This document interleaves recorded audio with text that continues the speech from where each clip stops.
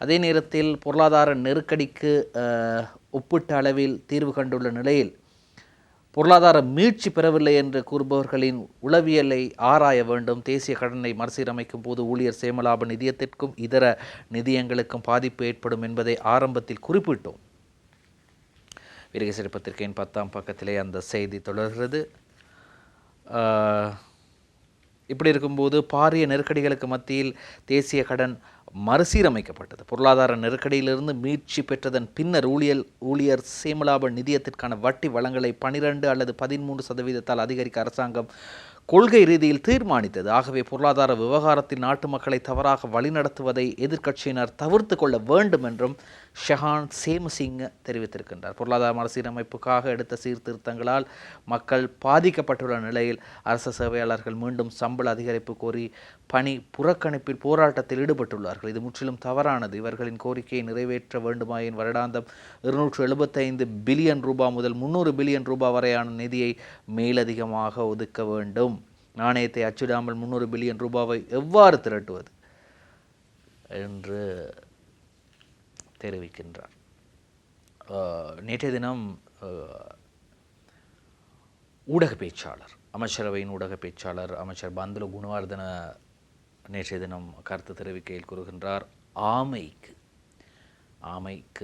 தெரியும் தானே, ஆமைக்கு சிறகுகள் எப்படி உழைக்கும்? ஆமை பறக்க ஆசைப்பட்டால் என்ன செய்வது? அதற்கு சிறகுகள் வேண்டுமல்லவா? அதே போன்றுதான் சம்பள அதிகரிப்பை வழங்க திரைச்சேரியில் பணம் வேண்டுமல்லவா? பணம் இல்லாமல் எங்கிருந்து சம்பளத்தை அதிகரித்து வழங்குவது என்ற கேள்வியை நேற்றைய தினம் பந்துல குணவர்தனவும் கேட்டிருந்தார். நேற்றைய தினம் நிறைய சாபங்களுக்கு இந்த புகையிரத ஊழியர்கள் நேற்றைய தினம் ஆளாகினார்கள். புகையிரத மாஸ்டர்கள், ஸ்டேஷன் மாஸ்டர்கள், புகையிரத நிலைய பொறுப்பதிகாரிகள் நேற்றைய தினம் மிக மோசமான மக்கள் மிக மோசமாக இருக்கும் நிலையில் அவர்கள் நடந்து கொண்ட விதமானது இன்றைய வீரகேசரி பத்திரிகையில் ஒரு புகைப்படமாக வெளியாகி இருக்கின்றது. புகையிரத நிலைய அதிபர்கள் மற்றும் புகையிரத கட்டுப்பாட்டாளர்கள் நேற்று முன்னெடுத்த பணி பகிஷ்கரிப்பு காரணமாக புகையிரத சேவைகள் ஸ்தம்பிதமடைந்தன. மருதானை புகையிரத நிலையம் வெறிச்சோடி காணப்பட்டதை காணலாம் என்ற செய்தியும் வெளியாக இருக்கின்றது. அதே நேரம் அதிக நெரிசல் காரணமாக புகையிரதத்திலே தொங்கிக் கொண்டு போனவர் ஒருவர், அதாவது கொழும்பிலிருந்து பொல்காவளை சென்ற புகையிரதத்திலே சன நெரிசல் அதிகமான காரணத்தினால் தொங்கிக் கொண்டு போன ஒருவர் கீழே விழுந்து உயிரிழந்தார். இதுவும் நேற்றைய தினம்தான் நடந்தது. பலமுள்ள பகுதியில் வைத்துதான் இந்த சம்பவம் இடம்பெற்றது. அது தமிழ் பத்திரிகைகளில் காண முடியவில்லை, ஆனால் சிங்கள பத்திரிகைகளில் அந்த செய்தி இன்றைய தினம் வெளியாகி இருக்கிறது. இப்படி இருக்கும்போது இந்த பணி பகிஷ்கரிப்புகள் தொடர்வதால் யாருக்கு என்ன லாபம் கிடைக்கப் போகின்றது? கஷ்டப்பட போகின்ற மக்கள் மிக மிக பாரிய அளவில் மக்கள் கஷ்டப்பட்டு கொண்டிருக்கின்றார்கள் இந்த வேலைநிறுத்த போராட்டங்களால். மாணவர்களுக்கு அங்கு ஆசிரியர் அதிபர்கள் வராததால் கடந்த 8-9ஆம் தேதிகளிலே கல்விக்கு பாதகம் வந்தது. வெளிநாடு செல்லவருக்கும் பலருக்கு பாஸ்போர்ட் எடுப்பதற்காக, கடவுச்சீட்டு எடுப்பதற்காக வந்தவர்களுக்கு அங்கு அவர்களுக்கு கடவுச்சீட்டு எடுக்கும் குடியகழ்வு திணைக்களம் மூடப்பட்டிருந்தது.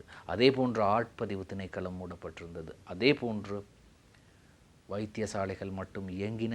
ஆனால் வைத்தியசாலைகளில் இது போன்ற வேலைநிறுத்த போராட்டம் இடம்பெறவில்லை. ஆனால் ஏனைய சகல நிறுவனங்களிலும் இது போன்ற போராட்டங்கள் தொடர்கின்றது. இப்படி இருக்கும்போது மக்களுக்கு பெரும் அசௌகரியம் ஏற்பட்டிருக்கின்றது. செய்தி வெளியாக இருக்கின்றது.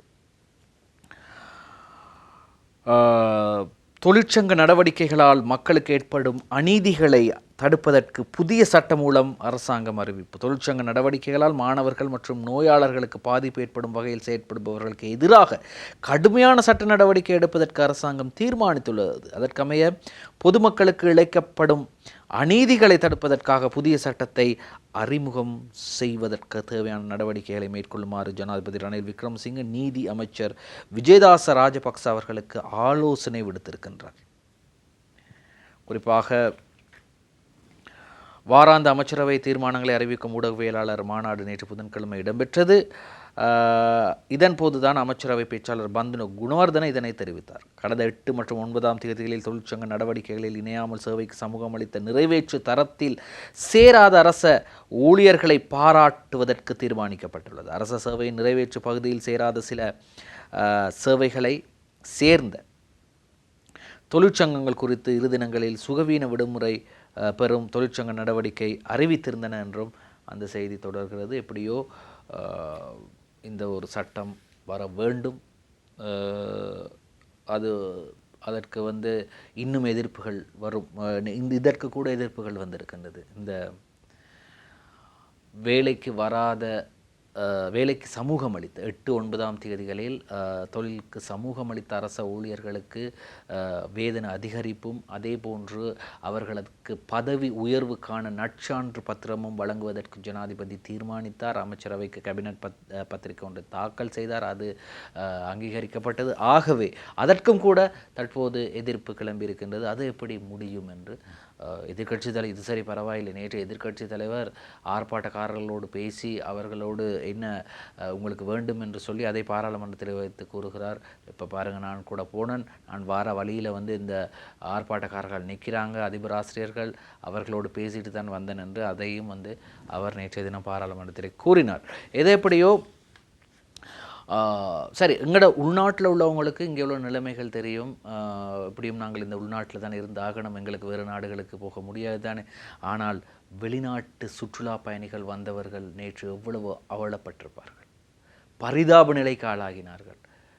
தரையில் அமர்ந்திருந்தார்கள் நேற்றைய தினம் கோட்டை புகையிரத நிலைய வாசலிலே. அவர்களுக்கு புகையிரதம் இல்லாமல் அதை நம்பி வந்தவர்கள் ஹோட்டல் அறையை காலி செய்துவிட்டு அல்லது அதற்கான பணத்தை கட்டிவிட்டு அதை முடித்துவிட்டு தான் அவர்கள் வருவார்கள். அவர்களுக்கு தெரியாது இப்படி ஒரு சம்பவம் நடக்கும் என்று. எனவே செய்தி வெளியாகின்றது. வெளிநாட்டு சுற்றுலா பயணிகள் உட்பட மக்கள் பெருஞ்சிரமம். பணி புறக்கணிப்பு காரணமாக ரயில் சேவைகள் ஸ்தம்பிதம், வெறிச்சோடிய நிலையங்கள், புகையிரத திணைக்களத்தின் அறிவித்தலையும் மீறி சம்பள முரண்பாடு உள்ளிட்ட பிரச்சனைகளை முன்னிறுத்தி புகையிரத நிலைய அதிபர்கள் மற்றும் புகையிரத கட்டுப்பாட்டாளர்கள் முன்னெடுத்துள்ள பணி பகிஷ்கரிப்பு காரணமாக நேற்றைய தினம் புகையிரத சேவைகள் ஸ்தம்பிதம் அடைந்தன. இதன் காரணமாக வெளிநாட்டு சுற்றுலா பயணிகள் உட்பட பயணிகள் பெரிதும் பாதிக்கப்பட்டதுடன் நாடளாவிய ரீதியில் உள்ள புகையிரத நிலையங்களில் இராணுவத்தினர் பாதுகாப்பு கடமைகளில் ஈடுபடுத்தப்பட்டனர். பயணிகள் பாதிப்பு என்ற தொடர்கின்றது அந்த செய்தி. அதாவது இன்றைய வீரகேசரி பத்திரிகையின் 10ஆம் பக்கத்திலே பார்க்கலாம்.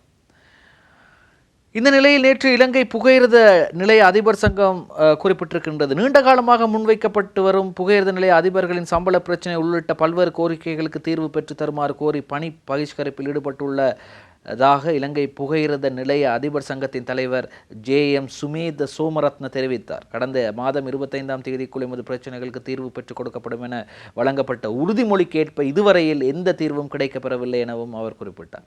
ஆகவே புகையிரத சேவையை அத்தியாவசிய சேவையாக பிரகடனப்படுத்தி பணி புறக்கணிப்பில் ஈடுபடும் புகையிரத நிலைய அதிபர்கள் மற்றும் புகையிரத நிலைய கட்டுப்பாட்டாளர்கள் ஆகியோர் சேவையிலிருந்து விலகியதாக கருதப்படுவதாக தெரிவித்த வர்த்தமானியை வெளியிட்ட புகையிரத தொழிற்சங்கங்கள் அச்சுறுத்தும் மற்றும் அவற்றை கட்டுப்படுத்தும் வேலை திட்டம் முன்னெடுக்கப்படுமானால் அனைத்து தொழிற்சங்கங்களையும் ஒன்றிணைந்து தொழிற்சங்க நடவடிக்கையை முன்னெடுத்து செல்வோம் என குறிப்பிட்டார். என்னையா இது?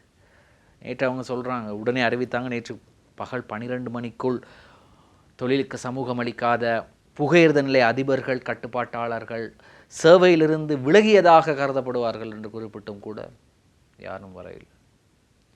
எப்படி வருவாங்க ஐயா? எப்படி வருவாங்க? அவங்களுக்கு பல தூண்டுதல்கள் இருக்குது, பல எதிர்க்கட்சிகளின் தூண்டுதல்கள் இருக்கின்றது, பல தொழிற்சங்கங்களுக்கு அது தூண்டுதல்கள் இருக்கின்றது, பல அரசியல் தலைவர்கள் அவர்களது மூளையை சலவை செய்து கொண்டிருக்கின்றார்கள். அப்படி இருக்கும்போது அவர்கள் வரமாட்டார்கள். அவர்கள் நேற்று குறிப்பிட்டார்கள், சரி முடிஞ்ச எங்களை விளக்கி பாருங்கள், எங்களோட புகையிரத நிலைய அதிபர்கள் 12 மணிக்குள் தொழிலுக்கு சமூகம் அளிக்காதவர்களை விளக்குவதாக சொல்லியிருக்கின்றீர்கள், சரி விளக்கி பாருங்கள், முடிந்தால் விளக்குங்கள் என்று சவால் விடுகிறார். ஆனால் நாங்கள் மக்கள் இவ்வளவு சிரமப்படுகின்றோம் என்று எங்களுக்கு தான் தெரியும். நானும் புகையிரதத்தில் பயணிக்க வேண்டியிருந்தது. நேற்றைய தினம் அவசியமாக பயணிக்க வேண்டியிருந்தது. நேற்று 1:10 மணிக்கு செல்ல வேண்டிய புகையிரதம், அந்த புகையிரதம் பெலியத்த முதல் மாஹோ அந்தி வரை செல்லக்கூடிய புகையிரதம். ஆனால் அந்த புகையிரதம் நேற்று ரத்து செய்யப்பட்டது. சரி, இரவு 1:10 நள்ளிரவு 1:10 வரும் தபால் புகையிரதம், திருகோணமலையிலிருந்து கொழும்பு வரும் தபால் புகையிரதம் ரத்து செய்யப்பட்டது. என்னுடைய அந்த வேலைக்கு போக முடியவில்லை. யாரிடம் போய் சொல்வது? யாரிடம் போய் சொல்வது? இப்படி பல சிரமங்களை தொடர்ந்து மக்கள் எதிர்கொண்டு தான் வருகின்றார்கள். சரி, இப்போ இப்படி பார்ப்போம். புகையிரத அதிபர்களுக்கு வழங்கிய வாக்குறுதிகள் மட்டுமா செயற்படுத்தப்படாமல் இருக்கின்றது? இல்லை. பாருங்கள் இந்த செய்தி. வாக்குறுதி அளித்தவாறு ரூபாய் 1700 வேண்டும், தோட்ட தொழிலாளர்கள் ஆர்ப்பாட்டம். வாக்குறுதி அளித்தவாறு பெருந்தோட்ட தொழிலாளர்களுக்கு நாட்சம்பளமாக 1700 ரூபாவை வழங்குமாறு வலியுறுத்தி மலையகத்தின் பல பகுதிகளில் கவன ஈர்ப்பு ஆர்ப்பாட்டங்கள் கடந்த 8ஆம் தேதி முதல் தோட்ட வாரியாக முன்னெடுக்கப்பட்டு வருகின்றன. அதன் ஒரு அங்கமாக இலங்கை தொழிலாளர் காங்கிரசின் ஏற்பாட்டில் நேற்று முன்தினம் தோட்ட தொழிலாளர்கள் ஒன்றிணைந்து கொழும்பில் உள்ள முதலாளிமார் சம்மேளன காரியாலயத்துக்கு முன்பாகவும் ஏலிஸ் நிறுவன தலைவரும் தொழிலதிபருமான தம்மிக்க பெரேராவின் எம்பியின் இல்ல வளாகத்தையும் முற்றுகையிட்டு பாரிய ஆர்ப்பாட்டத்தை முன்னெடுத்தனர். இதற்கு வலு சேர்க்கும் வகையில் நேற்றைய தினமும் மலையகத்தின் பல பகுதிகளில் தோட்ட தொழிலாளர்கள் கவன ஈர்ப்பு ஆர்ப்பாட்டங்களை முன்னெடுத்திருந்தனர். அந்த வகையில் வட்டகொட தெற்கு மடக்கும்பர தோட்ட தொழிலாளர்கள் இந்த வட்டகொட தெற்கு மடக்கும்பர தோட்ட தொழிலாளர்கள் தான் இந்த தோட்டத்தில்தான் அல்லது இந்த பிரதேசத்தில்தான் தற்போது இருக்கக்கூடிய பாராளுமன்ற உறுப்பினர், இலங்கை தொழிலாளர் காங்கிரஸை சேர்ந்த பாராளுமன்ற உறுப்பினர் ராமேஸ்வரன் பிறந்த இடம். மடக்கும்பர தோட்ட தொழிலாளர்கள் நேற்றைய தினம் கவன ஈர்ப்பு போராட்டத்தில் ஈடுபட்டனர். மேற்படி தோட்டத்தின் தொழிற்சாலைக்கு முன்பாக முன்னெடுக்கப்பட்ட இந்த போராட்டத்தில் வாக்குறுதி அளித்தவாறு 1700 ரூபாவை கம்பெனிகள் வழங்க வேண்டும் என, அவ்வாறு வழங்க மறுக்கும் கம்பெனிகளை அரசாங்கம் பொறுப்பேற்க வேண்டும் எனவும் வலியுறுத்தி பதாதைகளை ஏந்தி கோஷம் எழுப்பியவாறு ஆர்ப்பாட்டத்தை முன்னெடுத்தனர். அதேபோன்று கண்டி ஹந்தான தோட்ட தொழிலாளர்களும் 1700 ரூபாய் சம்பள உயர்வு கோரி ஆர்ப்பாட்டத்தை முன்னெடுத்தனர். அந்தானை தோட்ட மக்களையும் அதேபோன்று மடக்கும்பர தோட்டத்திலே எடுக்கப்பட்ட ஆர்ப்பாட்டத்தின் போது எடுக்கப்பட்ட புகைப்படத்தையும் காணலாம்.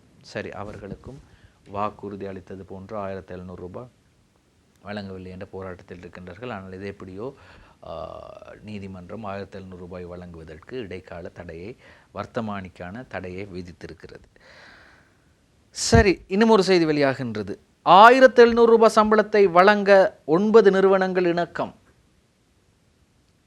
நான் முகநூல் அறிக்கை வீரன் அல்ல, செயல் வீரன், அமைச்சர் ஜீவன் தொண்டமான். யாருக்கு இது சொல்றாரு முகநூல் அறிக்கை வீரன் அல்ல என்று?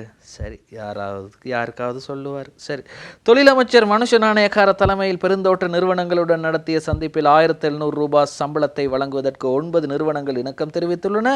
நான் முகநூல் வீரன் அல்ல, செயல் வீரன். முன்வைக்கப்படும் பொய்யான குற்றச்சாட்டுகளை நிராகரிக்கிறேன் என அமைச்சர் ஜீவன் தொண்டமான் பாராளுமன்றத்திலே தெரிவித்திருக்கிறார். பாப்பம், இடையிலேயாவது சொல்றாரா யார் இந்த முகநூல் வீரன் என்று?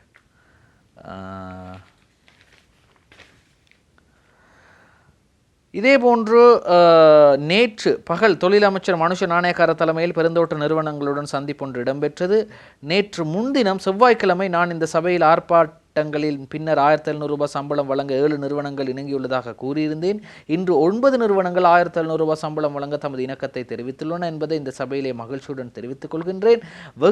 வெகு விரைவில் சிறந்த தீர்வு வரும் எனவும் நான் எதிர்பார்க்கிறேன். இப்படியெல்லாம் சொல்கிறவர் யார் இந்த முகநூல் வீரன் என்று சொல்கிறார் என்று கொஞ்சம் தேடி பார்க்குறேன்னா கிடைக்குதான்னு பார்ப்போம்.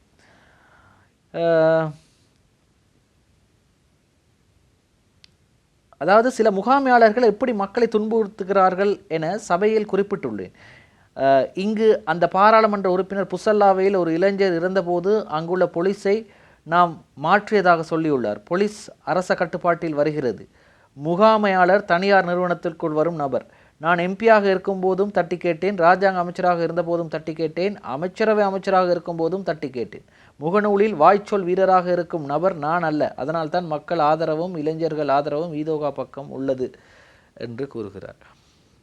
இப்படிதான் இப்போ சில விடயங்களுக்கு இப்போ சம்பவம் ஒரு இடத்துல நடக்கிறது என்றால் அந்த இடத்திற்கு சென்று உடனடியாக பார்க்க முடியாத பாராளுமன்ற உறுப்பினர்கள் ஃபேஸ்புக்கில் முகநூலில் அவர்கள் பதிவுகளை இடுவார்கள். இந்த சம்பவத்தை நான் வன்மையாக கண்டிக்கிறேன், உடனடியாக அரசாங்கம் இதற்கு நடவடிக்கை எடுக்க வேண்டும், அரசாங்கம் என்ன வேடிக்கை பார்த்து கொண்டிருக்கின்றது, இதே நேரத்தில் நான் அந்த இடத்தில் இருந்திருந்தால் கடுமையான நடவடிக்கை எடுத்திருப்பேன் என்றெல்லாம் சொல்வார்கள். ஆனால் அந்த சம்பவம் நடைபெற்று கொண்டிருக்கக்கூடிய இடத்திற்கு அவர்களால் உடனடியாக செல்ல முடியாது. அவர்கள் இப்போ நாங்கள் இப்படி வைத்துக்கொள்வோமே, மாத்தள எல்கடுவ பிரதேசத்திலே இந்த சம்பவம் நடக்கின்றது என்றால் உடனடியாக கொழும்பில் உள்ள பாராளுமன்ற உறுப்பினர் எவ்வாறு போவார்? நுவரெலியாவில் உள்ளவரோ கண்டியில் உள்ளவரோ அவர்களுக்கு உடனடியாக பயணிக்கலாம். கொழும்பிலிருந்து ஒருவர் எவ்வாறு போவார்? எனவே அப்படி அவர் சொல்கின்றார், வாய் சொல் வீரன் அல்ல நான், முகநூல் வீரன் அல்ல நான், நான் செயல் வீரன் என்று ஜீவன் தொண்டமான் சொல்கிறார் அமைச்சர். சரி, மற்றும் ஒரு செய்தி வெளியாக இருக்கின்றது. பெருந்தோட்ட தொழிலாளர்களின் சம்பள விவகாரம் காணி குத்தகை ஒப்பந்தத்தை ரத்து செய்வது குறித்து அரசு அவதானம் செலுத்துகிறது.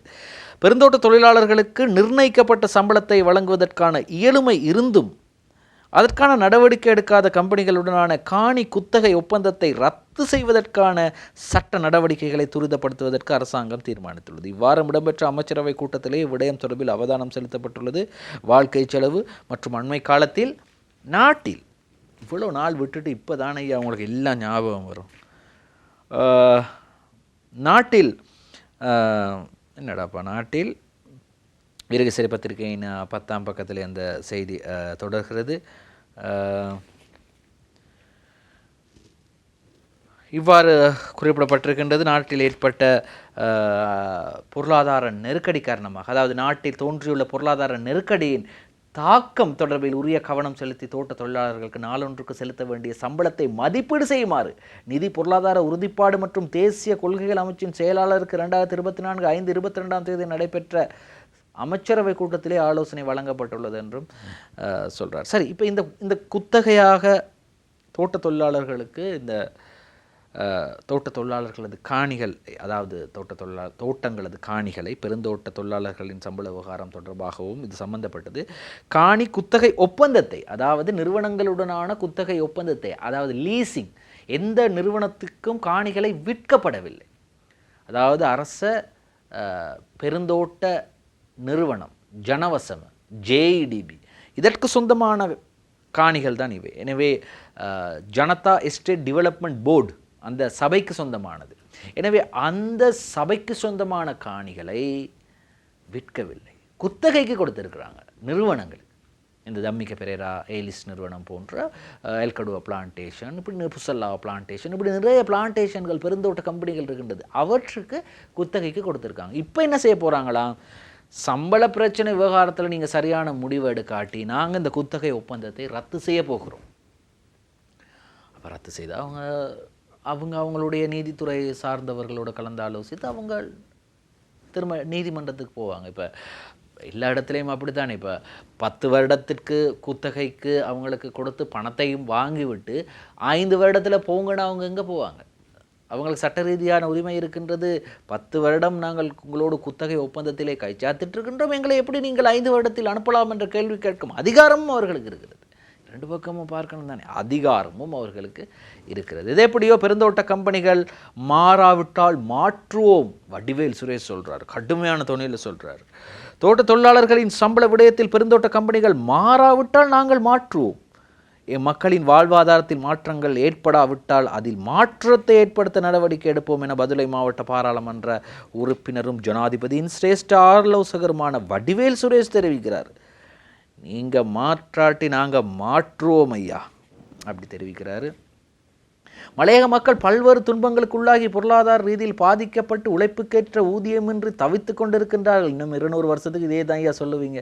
இந்த மக்களின் சம்பள உயர்வு சட்டபூர்வமாக வர்த்தமானி அறிவித்தலில் வெளியிடப்பட்ட போதும் அதனை எதிர்க்கும் சக்தி தனியார் துறையான தோட்ட கம்பெனிகளுக்கு இருப்பது ஆச்சரியப்பட செய்கின்றது. ரைட். இப்போ வடிவேல் சுரேஷ் ஒரு பாராளுமன்ற உறுப்பினர், அவரால் மிகப்பெரிய அதிகாரங்களையோ அல்லது மிகப்பெரிய கம்பெனிகளுக்கு எதிரான அச்சுறுத்தல்களையோ பிரயோகிக்க முடியாது. அது யாருக்குமே முடியாது. காரணம், இது சட்ட ரீதியாக விவாதிக்க வேண்டிய ஒரு விடயம். ஆனால் இப்போ இன்னும் ஒரு பிரச்சனை இருக்கின்றது. இந்த ஜனாதிபதி தேர்தல் முடிந்த பிறகு ஜனாதிபதி தேர்தலில் மக்களது கைகள் இருக்கின்றது. மக்கள் 3 பேரிலோ 4 பேரிலோ ஒருவரை தெரிவு செய்ய வேண்டும். அது யாராக இருக்கட்டும், பெயர் குறிப்பிட விரும்பவில்லை. அவர் ஜனாதிபதியாக வருபவர் யாராக இருக்கட்டும். ஆனால் பாராளுமன்ற தேர்தல் வரப்போகிறது, பொது தேர்தல் வரப்போகிறது. இந்த பொது தேர்தலில் வடிவேல் சுரேஷ் எந்த கட்சியில் வாக்கு கேட்பார்? இது அவருக்கு இருக்கக்கூடிய பிரச்சனை இல்லை. அவருக்கு எப்படியோ அவர் பாராளுமன்றத்திற்கு வருவார் என்றால் எப்படி வருவார்? தேசிய பட்டியலில் வரப்போகிறாரா அல்லது ஐக்கிய மக்கள் சக்தியோடு சேரப்போகிறாரா? மீண்டும் சஜித் பிரேமதாஸ் அவரை ஏற்றுக்கொள்வாரா? இப்படியெல்லாம் இருக்கின்றது. ஏதோ எப்படியோ ஸ்டார் தமிழின் நம் நாடு நிகழ்ச்சியில் ஒரு சிறு விளம்பர இடைவெளி. நம் நாடு தொடர்கிறது. இந்த நேரத்தில் இந்த தினக்குரல் பத்திரிகையின் பிரதான தலைப்பு செய்தியும் இதே செய்தியோடு சம்பந்தப்பட்ட செய்தி, வேலைநிறுத்த போராட்டத்தோடு சம்பந்தப்பட்ட செய்தி. வருடாந்தம் 30,000 கோடி ரூபாய் தேவைப்படுகிறது, மக்கள் சம்மதித்தால் சம்பள அதிகரிப்பு என்று நிதி ராஜாங்க அமைச்சர் ஷான் சேமசிங்க குறிப்பிட்டிருந்த செய்தி. அதே போன்று தேர்தல் பிரசாரம் ஆரம்பம், நிதி திரட்டலும் மும்மரம். அதாவது திகதி வெளியாக முன்னரே தேர்தல் பிரசாரம் ஆரம்பம், நிதி திரட்டலும் மும்மரம் என்ற செய்தியும். முடிந்தால் ரயில் சேவையை நடத்தி காட்டுங்கள், ரயில் நிலைய அதிபர்கள் சங்கம் சவால். முடிந்தால் ரயில் சேவையை நடத்தி காட்டுங்கள், ரயில் நிலைய அதிபர்கள் சங்கம் சவால் என்று. ரணில் பஸ்ஸில் தொடர் சந்திப்பு, மாத இறுதியில் மொட்டின் முடிவு என்ற செய்தியும். இறுதி நேரத்திலாவது தமிழருக்கு ரணில் எதையாவது செய்வாரா? அவருக்கு மட்டுமே இன்று முடியும் என்று சாணக்கியன் எம்பி கேட்கிறார். இதெல்லாம் இன்றைய தினக்குரல் பத்திரிகையின் முன்பக்கத்திலே பிரதான செய்திகளாக வந்திருக்கிறது. சரி, இப்படி இருக்கும்போது இந்த அதிபர் ஆசிரியர்கள் தொடர்பாக நாங்கள் பேச வேண்டும். அதிபர் ஆசிரியர்களும் கேட்குறாங்க, எங்களுக்கு சம்பள அதிகரிப்பு, பதவி உயர்வு எல்லாம் தடைப்பட்டிருக்குது. குறிப்பாக இந்த சம்பள அதிகரிப்பு கண்டிப்பாக எங்களுக்கு வழங்கப்பட வேண்டும் என்று கேட்குறாங்க. அதிபர் ஆசிரியர் சம்பள முரண்பாட்டை ஓரிரு தினங்களில் சரி செய்ய முடியாது, அமைச்சர் சுசில் சபையில் தெரிவிப்பு. அதிபர் ஆசிரியர் சம்பள முரண்பாடு நீண்டகால பிரச்சனை, அதனை ஓரிரு தினங்களில் சரி செய்ய முடியாது. அனைத்து தரப்பினரும் ஓரிடத்தில் அமர்ந்து அனைத்து துறையினருக்கும் ஒரே தடவையில் தீர்வு காணும் வகையில் நடவடிக்கை எடுக்க வேண்டும். அவ்வாறு இல்லாமல் இந்த பிரச்சனைக்கு ஒருபோதும் தீர்வு காண முடியாது என கல்வி அமைச்சர் சுசில் பிரேமஜயந்த தெரிவிக்கிறார். இது நீண்டகால பிரச்சனை ஐயா, நீங்கள் ஒரே நேரத்தில் இதற்கு தீர்வு காண சொன்னீங்கன்னா எப்படி தீர்வு காண்றது? அது ஒரு முடியாத காரியம் என்று சுசில் பிரேமஜயந்த கல்வி அமைச்சர் தெரிவித்திருக்கிறார். அடுத்ததாக மற்றும் ஒரு செய்தி வந்திருக்கின்றது. இந்த வாகன இறக்குமதி தடை எப்போது நீக்கப்படும் என்ற ஒரு கேள்வி வந்திருக்கின்றது. இந்த வாகன இறக்குமதி தடை எப்போது தீர்க்கப்படும் என்று. எதெப்படியோ ஜனாதிபதி தேர்தல் நடந்தால் அந்த ஜனாதிபதி தேர்தலில் போட்டியிடுபவர்கள் தொடர்பாகவும் அதே போன்று பிரச்சனைகள் பல செய்திகள் இருக்கின்றது. அதற்கு முதல் நாங்கள் இந்த செய்தியை பார்க்கலாம். வாகன இறக்குமதி தடை நீக்கம் குறித்து ஆகஸ்டில் இறுதி முடிவு. நிதி ராஜாங்க அமைச்சர் சபையில் தெரிவிப்பு. இந்த எப்போது வாகனங்களை இறக்குமதி செய்ய அனுமதி தருவீங்க என்று நீண்ட காலமாக இருந்து வரும் பிரச்சனை. எனவே இது தொடர்பாக விரைவில் கவனம் செலுத்தப்படும் என்றும், வாகன இறக்குமதிக்கு விதிக்கப்பட்டுள்ள தடையை நீக்குவது தொடர்பில் இறுதி தீர்மானம் எதிர்வரும் ஆகஸ்ட் மாதம் 2ஆம் வாரம் எடுக்கப்படும். அது தொடர்பில் ஆராய்வதற்கு நியமிக்கப்பட்டிருந்த குழு கடந்த 4ஆம் தேதி கூடியுள்ள நிலையில் அதன் இறுதி அறிக்கை ஆகஸ்ட் மாதம் 2ஆம் வாரத்தில் அமைச்சரவைக்கு சமர்ப்பிக்கப்படும் என நிதி ராஜாங்க அமைச்சர் ரஞ்சித் சியம்பலாபிட்டியா சொல்கிறார். விரைவில் நாங்கள் இது தொடர்பாக அறிவிப்போம், வாகனங்களை எப்பொழுது இறக்குமதி செய்யலாம் என்று. சரி, வடமாகாணத்தில் இந்த வைத்தியர்கள் பிரச்சனை இருந்தது. அதே போன்று உங்களுக்கு தெரியும், அண்மையிலே ஒரு பேசும் பொருளாக மாறியது சாவகச்சேரி வைத்தியசாலை பிரச்சனை. அதே போன்று அந்த பதில் அத்தியட்சகரும் அங்கிருந்து இடமாற்றம் செய்யப்பட்டார். இப்படி இருக்கும்போது வடமாகாணத்தில் 138 வைத்திய நிபுணர்களுக்கு வெற்றிடம் ஆளுநர் PSM சார்ல்ஸ் தெரிவிப்பு என்ற செய்தி வந்திருக்கின்றது. வடமாகாணத்தில் 138 வைத்திய நிபுணர்களுக்கான வெற்றிடம் நிலவுகிறது. இந்த வெற்றிடங்களை நிரப்புவதற்கு சுகாதார அமைச்சிடம் ஆளணி இல்லை. பல்வேறு சவால்களுக்கு மத்தியிலே வடக்கின் சுகாதாரத்துறை இயங்கி வருகின்றது என்று வடக்கு மாகாண ஆளுநர் PSM சார்ல்ஸ் தெரிவித்துள்ளார். 60 மில்லியன் ரூபாய் செலவில் புதிய கட்டிடம் ஒன்றை திறந்து வைத்திருக்கின்றார். இந்த சித்த வைத்திய மத்திய நிலையத்தை பருத்தித்துறை, யாழ்ப்பாணம் பருத்தித்துறை தொண்டைமானாறு பகுதியில் நிர்மாணிக்கப்பட்ட சித்த வைத்திய மத்திய நிலையத்தை திறந்து வைத்து பேசும்போது தான் சொல்லியிருக்கிறாரு. வடமாகாணத்தில் 138 வைத்திய நிபுணர்களுக்கு தட்டுப்பாடு ஏற்பட்டிருக்கிறதாம். அதாவது வெற்றிடம் காலியாக இருக்கிறதாம். சரி, உத்தேச ஜனாதிபதி தேர்தலில் டலஸ் தரப்பு ஆதரவு சஜித்துக்கு என்ற ஒரு செய்தி இருக்கின்றது. இப்போ ஏற்கனவே டலஸ் தரப்பில் இருந்தவர்கள் ஸ்ரீலங்கா பொதுஜன பெரமுனவில் இருந்து விலகி சுதந்திர மக்கள் காங்கிரஸ் என்ற கட்சியில் சுயாதீனமாக செயற்பட்டு கொண்டிருக்கும் சரித்த ஏரத், டலஸ் பெரும, பேராசிரியர் ஜிஎல் பீரிஸ் மற்றும் டிலான் பெரேரா உள்ளிட்ட பாராளுமன்ற உறுப்பினர்கள் ஜனாதிபதி தேர்தலில் எதிர்க்கட்சி தலைவர் சஜித் பிரேமதாசவுக்கு ஆதரவளிக்க உள்ளதாக தெரிவித்துள்ளனர். கொழும்பில் உள்ள சுதந்திர மக்கள் காங்கிரஸ் அலுவலகத்தில் நேற்று புதன்கிழமை இடம்பெற்ற ஊடகவியலாளர் சந்திப்பிலே அவர்கள் தெரிவித்திருக்கின்றார்கள். ஏற்கனவே உங்களுக்கு தெரியும், இந்த நாளக குடேவா, டிலான் பெரேரா இவர்களெல்லாம் சஜித் பிரேமதாஸ் அவர்களோடு சேர்ந்து பயணிப்பதற்கு அவர்கள் விருப்பம் தெரிவித்து சேர்ந்து விட்டார்கள். ஆனால் இனி வர இருப்பவர்கள் ஜிஎல் பீரிஸும் அந்த முதற் கட்டத்திலே அவர்களோடு இணைந்து கொண்டார். இப்பொழுது இரண்டாவது கட்டத்திலே இணைவதற்கு மேலும் ஒரு 4 பாராளுமன்ற உறுப்பினர்கள் தயாராக இருக்கின்றார்கள். அதே போன்று சரித்த ஏரஸ், டலஸ் பெரும, பேராசிரியர் ஜிஎல் பீரிஸ், டிலான் பெரேரா உள்ளிட்ட பாராளுமன்ற உறுப்பினர்கள் தான் அந்த குழுவில் இருக்கிறார்கள். எனவே இவர்கள் சஜித் பிரேமதாசவுக்கு ஆதரவு அளிக்கப் போகின்றார்கள் எதிர்வரும் பாராளுமன்ற தேர்தலில். எனவே சஜித் பிரேமதாச தரப்புக்கு ஏதோ பாராளுமன்ற உறுப்பினர்கள் அதிகரித்து கொண்டு செல்கின்றார்கள். நேற்று கூட பாராளுமன்றத்திலே பேசும்போது சுசில் பிரேமஜயந்த் அவர்களது கருத்துக்கு பதிலளிக்கும் போது சஜித் பிரேமதாஸ் அவர்கள் குறிப்பிடுகின்றார், நான் ஜனாதிபதி ஆகிய பிறகு நீங்கள் இந்த பக்கம் வரலாம் என்று கூறுகின்றார். நானும் நீங்களும் சேர்ந்து பயணிப்போம் என்று சுசில் பிரேமஜயந்தவை அவர் கேட்டுக்கொண்டார். இன்று நேற்றல்ல, பல காலமாக அவர் இதே பாராளுமன்றத்திலே சொல்லி வருகின்றார். சுசில் பிரேமஜயந்த் எப்போது வந்தாலும் நாங்கள் ஏற்றுக்கொள்வோம், தாராளமாக வரலாம் என்றும் சஜித் பிரேமதாச சுசில் பிரேமஜயந்த கல்வி அமைச்சருக்கு கூறி வருகிறார். சரி, இப்படி இருக்கும்போது மற்றும் ஒரு செய்தி வெளியாகின்றது இன்றைய வீரகேசரி பத்திரிகையில். களுத்துறை மாவட்டத்திலிருந்து ஒருவரை ஜனாதிபதியாக்குவோம், அவர் திருடர்களை சிறையில் அடைப்பார், குமார வெல்கம. பாப்பம், அவராவது அடைக்கிறார் என்று. திருடர்களுடன் ஒன்றிணைந்து செயற்படும் தலைவர்களை விரட்டி அடித்து திருடர்களை சிறையில் அடைக்கக்கூடிய ஜனாதிபதி வேட்பாளர் ஒருவரை களுத்துறை மாவட்டத்திலிருந்து களமிறக்குவோம் என ஐக்கிய மக்கள் சக்தியின் சுயாதீன பாராளுமன்ற உறுப்பினர் குமார வெல்கம தெரிவித்தார். பாராளுமன்றத்தில் நேற்று புதன்கிழமை இடம்பெற்ற மதுவரி கட்டளை சட்டம் மற்றும் ஏற்றுமதி இறக்குமதி கட்டுப்பாட்டு சட்டங்கள் குறித்த வர்த்தமானி அறிவித்தல்கள் தொடர்பான விவாதத்தில் உரையாற்றும் போதுதான் அவர் இவ்வாறு சொல்றார். அவர் என்ன சொல்றார் என்றால், அண்மையில் களுத்துறையில் ஒரு நிகழ்வு நடந்தது. இந்த நிகழ்விலே முன்னாள் அமைச்சர் ரோஹித் அபேகுணவர்தனவது 27வது அரசியல் வாழ்க்கை பூர்த்தியாக இருக்கின்றது. 27 வருடம் அரசியலிலே அவர் இருந்தார். அதற்கான ஒரு நிகழ்வு ஏற்பாடு செய்திருந்தார். அந்த நிகழ்விலே பசில் ராஜபக்ச அவர்கள், முன்னாள் ஜனாதிபதி மஹிந்த ராஜபக்ச, முன்னாள் ஜனாதிபதி கோட்டாபே ராஜபக்ச, தற்போதைய ஜனாதிபதி ரணில் விக்ரமசிங்க, அதே போன்று நாமல் ராஜபக்ச, இப்படி பலர் அமர்ந்திருந்தார்கள். எனவே இந்த ரோஹித் அபேகுணவர்தன் ஏற்பாடு செய்த இந்த நிகழ்விற்கு வெட்கமில்லாமல் ஜனாதிபதி சென்று அங்கு அமர்ந்திருக்கிறார் என்று ஜனாதிபதி மீது இப்பொழுது பலர், ஏன் ஜனாதிபதி அங்கு சென்றார், எதற்காக சென்றார், அவரது 27வது ஆண்டு அரசியல் நிறைவு விழாவுக்கு இவர் ஏன் சென்றார் போன்ற கேள்விகள் எல்லாம் கேட்குறாங்க. இப்போ ஜனாதிபதிக்கு என்ன செய்கிறதுன்னு தெரியாமல் இருக்கிறது. எது எப்படியோ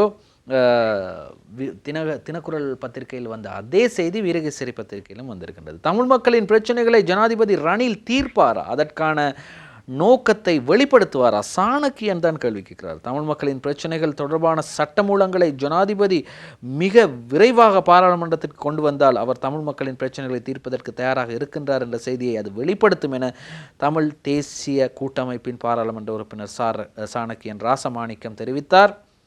அண்மையில் ஜனாதிபதி ரணில் விக்ரமசிங்கவை சந்தித்த போது ஜனாதிபதி அவர் சந்தித்திருக்கிறார். என்ன சொல்லியிருக்கிறார் என்று பார்ப்போம். மாகாண சபை தேர்தலை விரைவாக நடத்துவதற்கு எந்த தடையும் இல்லை என்று கூறினார். அவ்வாறானால் நாம் அவரிடம் ஒரு கோரிக்கையை முன்வைக்கின்றோம். மாகாண சபை முறைமையில் எல்லை நிர்ணயங்கள் என்ற விடயம் தற்போது வரை குழப்பகரமானதாக நீடித்து கொண்டிருக்கின்றது. இதனை நிவர்த்தி செய்வதற்கு பாராளுமன்ற உறுப்பினர் சுமந்திரன் தனிநபர் பிரேரணை ஒன்றை பாராளுமன்றத்திற்கு சமர்ப்பித்து ஒரு வருடம் நிறைவடைந்துள்ளது. இந்த தனிநபர் பிரேரணையை அரசாங்கம் ஒரு சட்டமாக முன்னெடுக்குமாக இருந்தால் இலங்கையில் வசிக்கும் தமிழ் மக்களுக்கு ஜனாதிபதி ரணில் விக்ரமசிங்க மாகாண சபை தேர்தலை நடத்துவதற்கு இணக்கம் தெரிவிக்கின்றார் என்றதொரு செய்தியை வழங்க வேண்டும் என்றும் சாணக்கியன் தெரிவிக்கிறார். இது எப்படியோ இப்போ அவங்களோட கட்சிக்குள்ளும் ஒரு பெரிய ஒரு பிரச்சனையாக இருக்கிறது. யார் என்றால் தமிழ் தேசிய கூட்டமைப்பின் பாராளுமன்ற உறுப்பினர்கள் பாராளுமன்றத்தில் இருக்கின்றார்கள். அவர்களுக்கு யார் தலைவராக இருக்க போகின்றார், பாராளுமன்ற குழு தலைவராக பார்ப்போம். அந்த செய்தியை வீரகேசரி பத்திரிகையில்.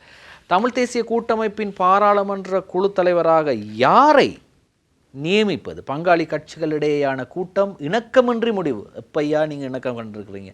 தமிழ் தேசிய கூட்டமைப்பின் பாராளுமன்ற குழு தலைவராக யாரை நியமிப்பது என்பது தொடர்பாக நேற்று தமிழ் தேசிய கூட்டமைப்பின் பங்காளி கட்சிகளுக்கு இடையில் இடம்பெற்ற கலந்துரையாடலில் எவ்வித இறுதி தீர்மானமும் எட்டப்படவில்லை. தீர்மானம் எட்டப்பட்டால்தான் ஆச்சரியம், ஆனால் இறுதி தீர்மானம் எதுவும் எட்டப்படவில்லை. தமிழ் தேசிய கூட்டமைப்பின் பாராளுமன்ற குழு தலைவராக பதவி வைத்து இரா சம்பந்தன் அண்மையில் இயற்கை எய்திய நிலையில் கூட்டமைப்பின் பாராளுமன்ற குழு தலைவர் பதவி வெற்றிடமானது. இந்த வெற்றிடத்திற்கு யாரை நியமிப்பது என்பது தொடர்பில் நேற்று புதன்கிழமை பிற்பகல் பாராளுமன்ற கட்டளை தொகுதியில் தமிழ் தேசிய கூட்டமைப்பின் பங்காளி கட்சிகளுக்கு இடையிலே கலந்துரையாடல் இடம்பெற்றது. இணக்கப்பாடு என்று முடிவடைந்தது. அது வளமையாக நடக்கிறது தானே. இது சரி, ஒரு விடயத்தை பற்றி பேசும்போது இணக்கப்பாடு என்று தான் இந்த தமிழ் தேசிய கூட்டமைப்பு தமிழரசு கட்சி பிரச்சனைகள் எல்லாம் இணக்கப்பாடு என்று தான் முடிவடையும். குறிப்பாக யாரை சரி இப்போ நியமிக்க தான் வேண்டும். அதாவது பாராளுமன்றத்திலே தமிழ் தேசிய கூட்டமைப்பின் பாராளுமன்ற உறுப்பினர்கள் என்ன முடிவை எடுக்கப் போகின்றார்கள் என்று தெரிவிக்க அங்கே ஒரு தலைவர் வேண்டும்.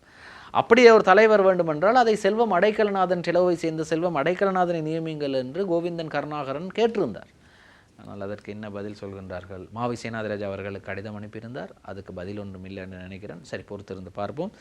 கல்வி பொதுத்தராதர உயர்தர பரீட்சை விண்ணப்ப காலம் திங்கள் வரையும் நீடிப்பு என்ற செய்தி இன்றைய தினகரன் பத்திரிகையிலே வந்திருக்கின்றது.